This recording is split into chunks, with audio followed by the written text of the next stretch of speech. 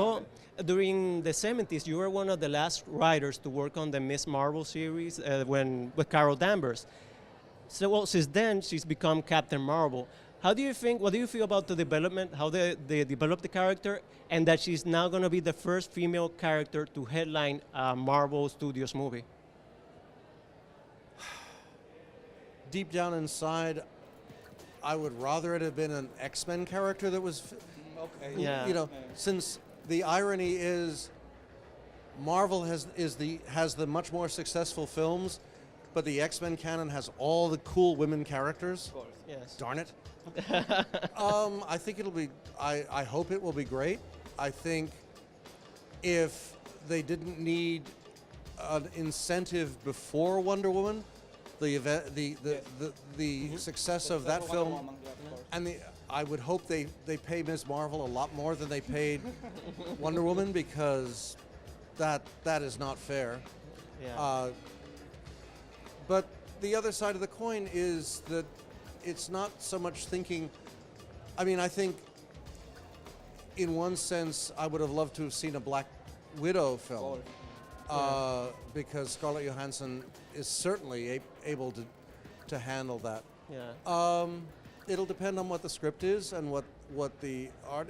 The thing with Carol Danvers is that the frustration I had with her was she was always a derivative of Captain Marvel. Captain Marvel. Yes. Yes. That was why. By the time, of course. Well, that was why Dave Cockrum and I changed the costume towards the end of the run on Ms. Marvel, because we wanted to give her a visual iconography that was unique to her, that was not derivative of another character. But that led us in turn to why we turned her in the X-Men into binary. Yes. Because Yes, the yes. whole point was to make her unique, to give her something that was specific to Carol Danvers, to her dreams, to her hopes, to her wishes, to her character, that was not, again, derived from Captain Marvel. any Yeah. part of. Well, Marvel. Marvel. it's very frustrating in the sense that currently Jane Foster is now Thor. Yes. Yes. But why does Thor have to be derivative of a guy to turn it into a female character? Why can't you just come up with A whole new character. a whole new Oh, character? someone Or- unique.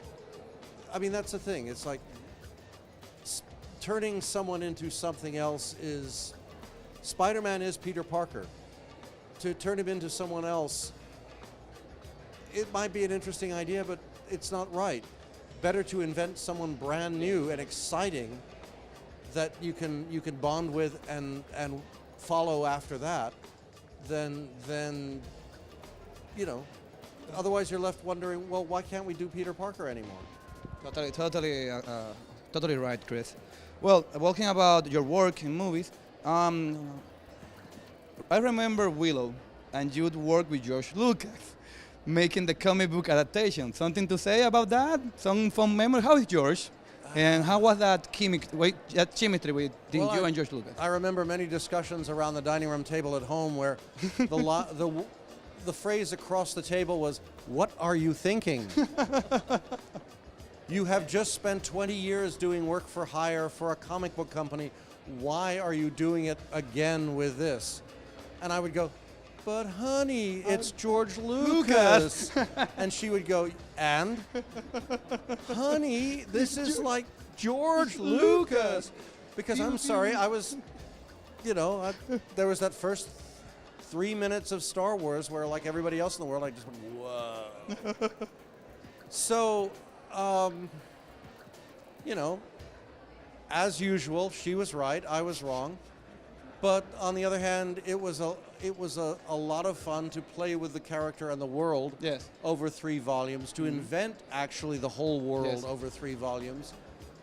But at the end of the day, what matters to me as a creator is I had to walk away from everything I created and brought to the canon, because they are Lucasfilms, not mine. Not yours, of course. The X-Men are Marvel's, not mine.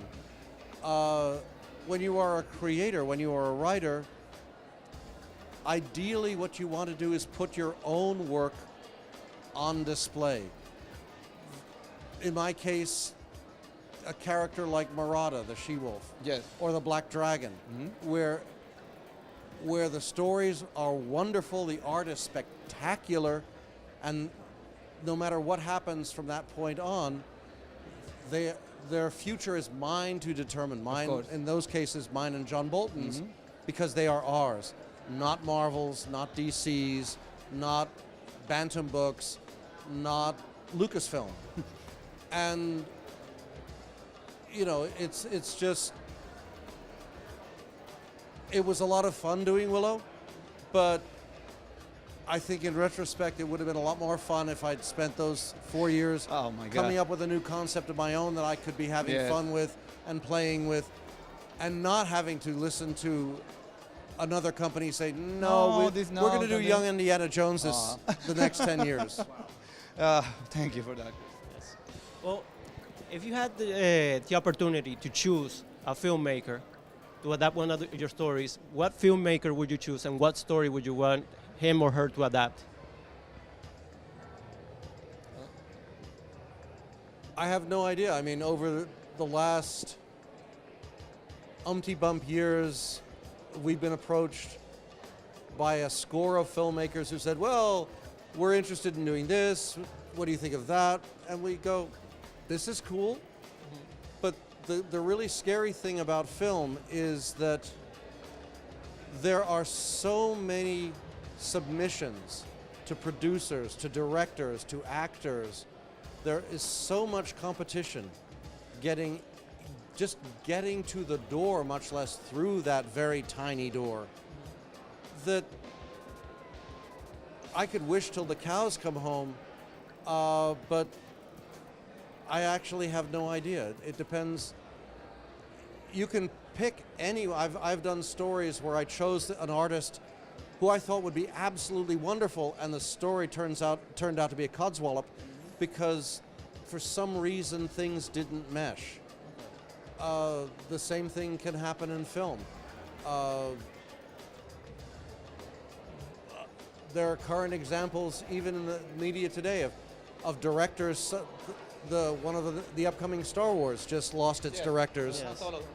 Yeah. and they're getting Ron Howard in because of quote unquote creative differences.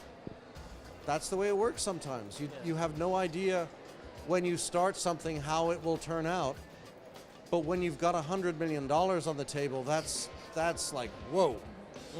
So my focus has always been, like it or not, tell the best story I can on paper, create the best characters, put them through the most eloquent hell that is possible so that the reader cannot help but turn the page to see what happens next. And when they get to the end of the story, say, oh my gosh, when's the next one? And if I can do that, if I can succeed in hooking a reader to follow the story with passion, if next week, next month, next decade, next century, a filmmaker comes along and says, hey, that could be cool, Yes. hooray for them. But my job is telling good stories, period. Last one for me, Chris. You made Wolverine with Frank Miller, excellent comic. I love it. Did you have any hope of seeing Wolverine in his yellow suit in the films? Did you wanted something more? Are you satisfied with Wolverine till now? Well, you have to understand, the producer, Lauren Schuller Donner, has wanted to adapt that story from the moment she started her first connection with the X-Men franchise. Yes. And this is back in 1997, 98. We have all been trying to get that story off the ground. The fact that Hugh Jackman was had such a phenomenal impact in the marketplace and on the franchise made it all the more urgent to get it done, especially since we had the right guy, we felt, Yes. to go with it. The first draft screenplay by Chris McQuarrie I thought was wonderful. But you have to understand, when I came to the project, the The director was Darren Aronofsky. Yes. And it was like, wow, this is going to be gonna really be interesting great. and really cool. But he had this really great screenplay. And I read the screenplay and looked forward to working with him as we pulled the story together. You know, that was my hope. But then Black Swan, his film, won Oscars Oh, yeah. and made a tremendous amount of money. And he decided maybe this wasn't the right vehicle for him. It wasn't what he wanted to do. He moved on, and Fox and Hugh rethought the concept as a film. And what came together was different from what had originally been set out. But again, the paradigm I keep coming back to is, if it was my $150 million, I could then say, well, no, you've got to do this. But it's not, it's Fox's. And at a certain point, especially as writer of the source material, you have to say it, you have to trust their judgment, because they're the ones who are putting the money on the table. They're the ones who are doing things, who are figuring out where they want to go with this and how they want it to turn out.